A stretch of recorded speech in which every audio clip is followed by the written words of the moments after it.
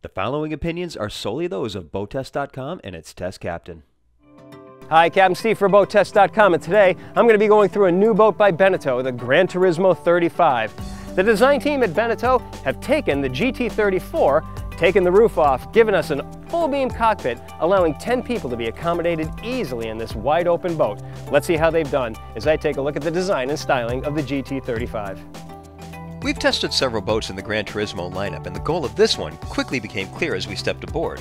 Create an open boat that will give some stiff competition to other day boats on the market.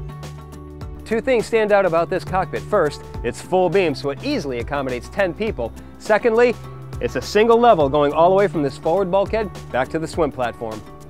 Now, because of the open layout in this boat, Beneteau is adding a Bimini aft and forward of this radar arch, and some people may be inclined to go ahead and put isinglass on the front.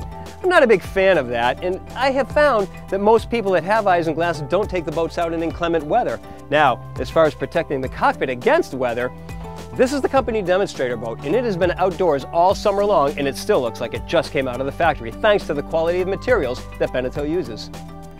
Among the highlights of the quality of materials, teak decking from the swim platform all the way to this forward bulkhead. The portside built-in consists of a sink and a very deep cooler. This goes way down to the bottom. Some might argue that they'd rather have a refrigerator here, but this will hold a lot more beverages. Below, bottle and glass storage, trash plus additional storage. Of course, we still have to have the ability to cook on deck. And on the GT35, it happens right here at the swim platform with an electric grill. There's a sink right next door.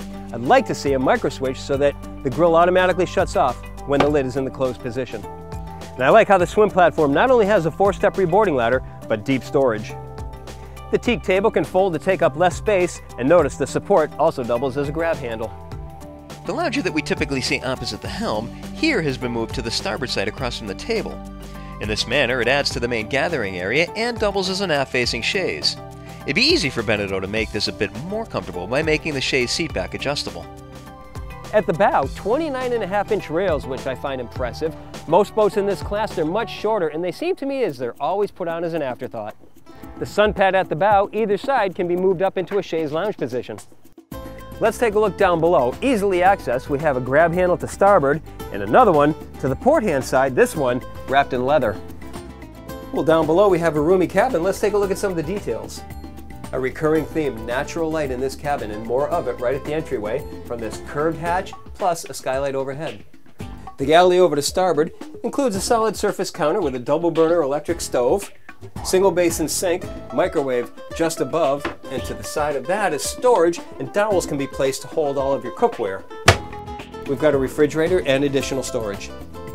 Now, while this boat can easily accommodate 4 down below for sleeping, here's something that we don't usually see in a boat in this class, a private aft cabin. I'm impressed that it's a single level going from the main salon into the aft cabin. Headroom as we come into the cabin goes from 6 feet 3 inches to the foot of the berth, where it's 2 feet 6 inches, and at the head of the berth, 1 foot 11 inch. We have a queen-size berth lying athwartships with fresh air and natural light coming from 2 separate sources. Naturally, we have the full-length hanging closet over to the starboard side. To the port hand side, plenty of storage around an opening port light, the ship's electrical panel just behind. Beneath we have storage and the battery isolation transformer. Just behind that, we have a walk-in head, 9-inch step to get into the head. We have an opening port light plus a hatch up above to give us ventilation. There's a vessel sink giving us plenty of room for storage underneath. So, at the end of the day, it seems that Beneteau met its goal in making a competitive open day boat. If there's still a strong desire for having the deck fully enclosed for inclement weather, it's easy to move up to the GT38 with its full hardtop. Otherwise, let the fresh air and sunshine in on the GT35. So that's my look at the design and styling of the all-new Gran Turismo 35 from Beneteau. For BoatTest.com, I'm Captain Steve. We'll see you on the water.